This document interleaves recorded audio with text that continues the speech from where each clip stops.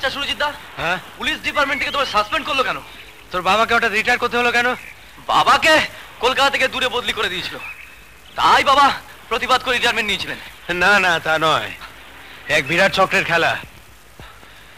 বিক্রম সিং এর বিচারের পর কোন এক অদৃশ্য সুতোর টানে তোর বাবাকে রিটায়ার করতে হলো, আর আমি তাকে অ্যারেস্ট করেছিলাম বলে আমি সাসপেন্ডেড। কিন্তু আমিও ছাড়িনি, 3 বছর ধরে কোর্টে লড়াই চালিয়ে যাচ্ছি। আমিও দেখিয়ে দেবো যে কোনো মানুষের মধ্যে এখনো মেরুদণ্ড বলে একটা বস্তু আছে। হ্যাঁ, তবে তুমি জিততে পারো যদি বাবার মতন কোনো বিচারপতি পাও। হ্যাঁ,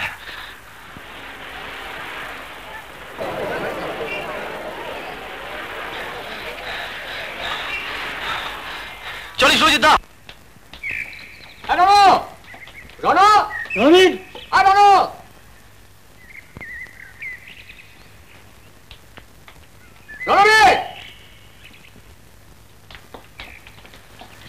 কি ব্যাপার?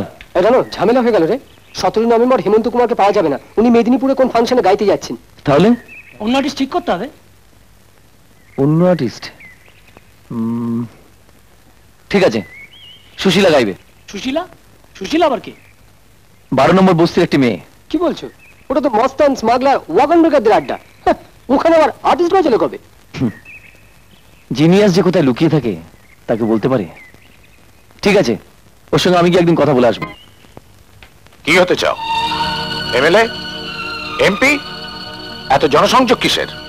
ওরা ক্লাবের ছেলে, একটা ফাংশন করবে বন্যা ত্রাণের জন্য, তাই। তার আগে নিজের ত্রাণের কথাটা ভাবো। এত বড় একটা ফ্যামিলিতে জন্মেছো, কোন রকমে বিয়েটা পাশ করে 3 বছর ধরে শুধু হই হুল্লোড় করে কাটিয়ে দিলে। চাকরি বাকরি কিচ্ছু জোগাড় করতে পারলে না। ডিসগাস্টিং। আচ্ছা, ও কি করবে? ও তো কত চেষ্টা করছে। কি বলছো মা? একে চেষ্টা করা বলে? দিন রাত কেবল আড্ডা, ফাংশন, ক্লাব, ক্যারাটে, কুংফু। কতবার আমি ওকে বলেছি দিল্লির একটা বড় অফিসের ম্যানেজিং ডিরেক্টর আমার বিশেষ বন্ধু। আরে বাবা, আমার চিঠি নিয়ে তার সাথে দেখা কর, তোর একটা চাকরি নিশ্চয়ই হয়ে যাবে। তার কোন ইন্টারেস্ট আছে? না না, অত দূরে না। এই তোমার দোষ। ছোট ছেলেকে এখন আঁচলে বেঁধে রাখতে চাও। তাহলে আমি আর ভেবে কি করব? চলুক, ও গাভাসেই চলুক। ফাইন ফাইন ছোটদা, আজ থেকে তোর ফুল ফ্রিডম, পূর্ণ স্বাধীনতা পেয়ে গেলি। চল এবার এই ঘর থেকে গা ভাসিয়ে কেটে পড়ি।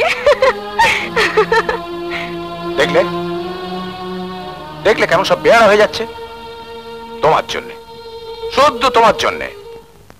ছোটদা ছোটদা ছোটদা, ফ্রাই গরম নে। কিচেনে ভাজা হচ্ছে, খেয়ে দেখলাম ফ্যানটা খেতে, তাই তোর জন্য নিয়ে এলাম। নে খা। রাখাচ্ছি না, হা কর, ঠান্ডা হয়ে যাবে। কাজ করবো না, বসে বসে ফ্রাই খাচ্ছিস। এরপরে দেখবি তো নিজের ভবিষ্যৎটাই এরকম ফ্রাই হয়ে যাবে।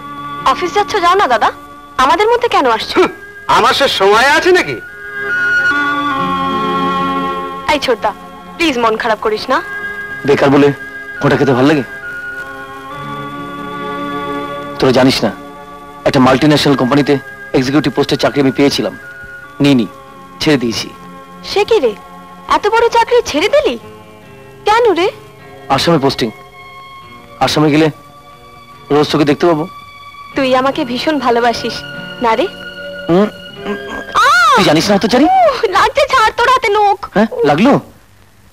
তোর নখ কেটে দেবার লোক তো আমি। হাতের নখগুলো এত বড় হয়েছে বলতে পারিসনি? দাঁড়া, নেল কাটারটা নিয়ে আসি।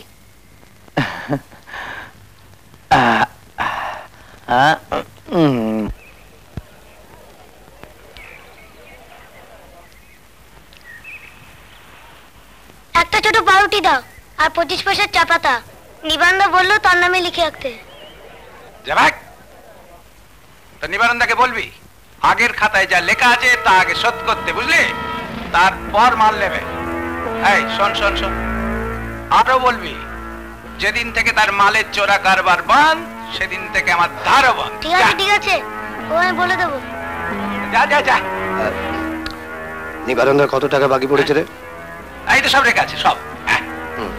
দেখি কি বললে বাটা? বাটা কি বললে? ধার বন্ধ? যা বললো তাই বলে দিয়ে গেলুম। আচ্ছা, শুনলি শুনলি? বাপ যে পেঁচে পড়ছে সেটা বুঝতে পারছিস? আর তুই রোজ ভোরবেলা ভগবানের গান গাইছিস, গান একেবারে ছেঁদা করে দিচ্ছিস। বিদুর, ভগবান টগবান ওসব আমাদের জন্য নয় রে, আমাদের জন্য নয়। শুধু শুধু ভগবানকে দোষ দিচ্ছ কেন বাবা? সারা জীবন খারাপ কাজ করেছো, এখন তার ফল পাচ্ছ। তুইও আমাকে দোষ দিস। চোরাই কারবার কি ভালো কাজ বাবা? পুলিশের হাত থেকে পালাতে গিয়ে চলন্ত ট্রেন থেকে পড়ে পাটা খোয়ালে।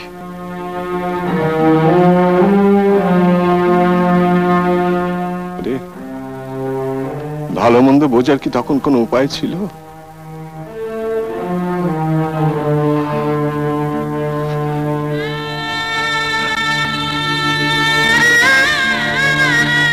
এই যে তোর মা কত বড় ঘরের মেয়ে ছিল, কত বড় ওস্তাদের কাছে গান শিখত, তারপর আমার মতন একটা বেকার ছেলেকে ভালোবেসে বিয়ে করে নিজের বাপ মা ঘর বাড়ি সব ছেড়ে এই পরিস্থিতিতে এসে উঠল। কত অভাব, কত উপোস, কত কষ্ট, কিন্তু কোনোদিন তার মুখের হাসি আমি মেরে যেতে দেখিনি। তারপর তারপর তুই তখন সবে হয়েছিস বুঝলি, একটা অসুখে পড়লি। আমার যা ছিল তাই দিয়ে ডাক্তার দেখিয়েছি, কিন্তু ওষুধের অভাবে মেয়েটা মরে যাবে। তুমি দাঁড়িয়ে তাই দেখবে? কি মানুষ তুমি! কি করবো, তুমি তো সব জানো। না না, আমি কিচ্ছু জানতে চাই না, আমি শুধু আমার মেয়ের ওষুধ চাই। কিন্তু মিনু, আমি তো কোনোদিন তোমার কাছে কিছু চাইনি গো, আজ শুধু আমার মেয়ের জন্য। আমার মেয়েকে তুমি বাঁচাও, ওকে তুমি বাঁচতে দাও।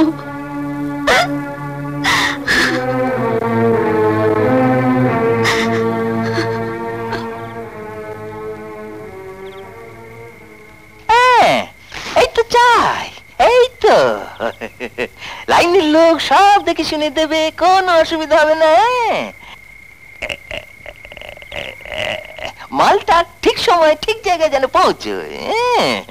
বেগর ভাই হলে লাস্টটা রেল লাইনের ধারে পড়ে যাবে। এই কথাটা একটু খেয়াল রাখতে হবে।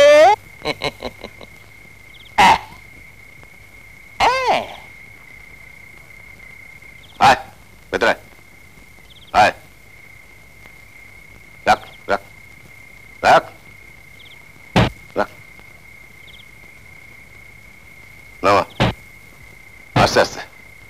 এই নে টাকা নে, সকালে ভাগ করে নিবি, কাল সকাল চলে আসবি। যা যা। এই যে এই তোমার মেয়ের সিরাপ, তোমার মেয়ের ফুড চাই না? কত চাই? এই এক, এই দুই, এই তিন। তাহলে মালতীর মায়ের মুখে যা শুনলাম তাই ঠিক? তুমি শেষকালে চোরা কারবারে নামলে? এমন নরকে নেমে গেলে তুমি? নেমে গেছি, বেশ করেছি। পুরুষ মানুষ যেভাবে হোক টাকা রোজগার করতে হবে। টাকা চাই, টাকা, বুঝলে? টাকার গন্ধ আমি পেয়ে গেছি, ফেরার আর রাস্তা নেই। কিন্তু এই নোংরা রোজগারের ভাত আমার গলা দিয়ে নামবে না।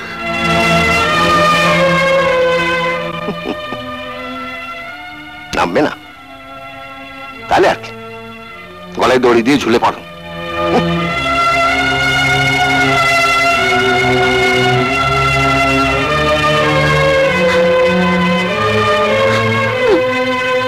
না না